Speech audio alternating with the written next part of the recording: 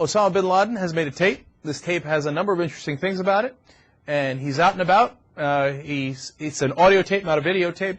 And he wants to rub things in Bush's face and Obama's face. He wants to get up in there and challenge him. He says to Obama, he's like, well, what are you going to do, tough guy? I got you cornered now. I was thinking, really?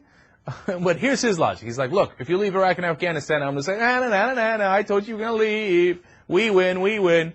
But if you don't leave, you're going to bankrupt the country, as Bush has, and then you're really going to be in trouble. So I went either way.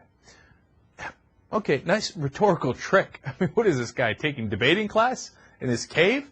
But apparently he's also in a world of trouble. This is the most interesting part of the tape, if you ask me. After he does all this goading, right, and him and the United States government and the White House, they play these games back and forth. It's so silly. It's third grader. Like, the White House responded by saying, Osama Bin Laden is desperate, and this is just a ploy to try to keep him relevant when he hasn't been relevant for a long time because we know we've got him cornered. Yeah, look, dude, you're about to leave the White House and you didn't get him. That's the bottom line. Okay, so who are you kidding with the not relevant, et cetera, et cetera? The guy did 9/11 and you never caught him. So I'm not interested in Bin Laden or the White House's silly word games. But here's the relevant part of the tape. Bin Laden says, they are great Satan, we fight them in Israel. What Israel has done to Gaza Strip is terrible. Everybody join the fight. I hate Obama. I hate Bush. Please send money to our cave. P.O. Box 124, North Waziristan. He asked for money. Uh-oh. They might be in a world of trouble here. Now, normally in Bin Laden tapes, he's not asking for money. He was supposed to be Mr. Moneybags. He's the one that brought the money. That's why he's the head of the organization. I think they might have run out of money. And if they ran out of money, they're this close to running out of time. And which means that when Obama comes into office, he might get a little lucky, to be honest with you, and get them because they're going to start to get desperate. The tape was also very poorly produced. Usually they get fancy and they do English translations and subtitles, etc.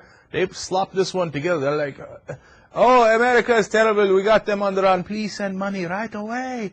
Right away. We're in trouble. So I think that's very, very good news. Now, the other interesting part of the tape was what they said about Hamas, which they did not mention Hamas. Now, one of the points of the tape was to talk about what's happening in Israel. So it's very recent, and apparently, if it really is Bin Laden, and we think it is so far, we meaning the intelligence communities, that means he's still alive, right? And he's talking about current day events, but he does not like Hamas. Now, that's interesting, right?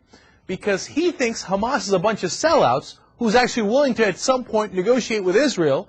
And he says, oh, you guys entered politics. That's not the way to go. Jihad is the way to go. Kill more civilians. No, you're going about this all the wrong way. So he's angry at Hamas for being so moderate. Now, that's interesting. I'm not taking Bin Laden's word for it. That's for damn sure.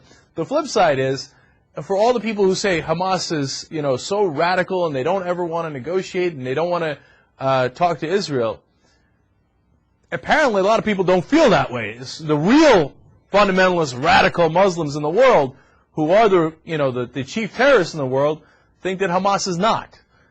Take it for what it's worth. It might not be worth much, but it was an interesting side note and something I did not know, that they are not on good terms.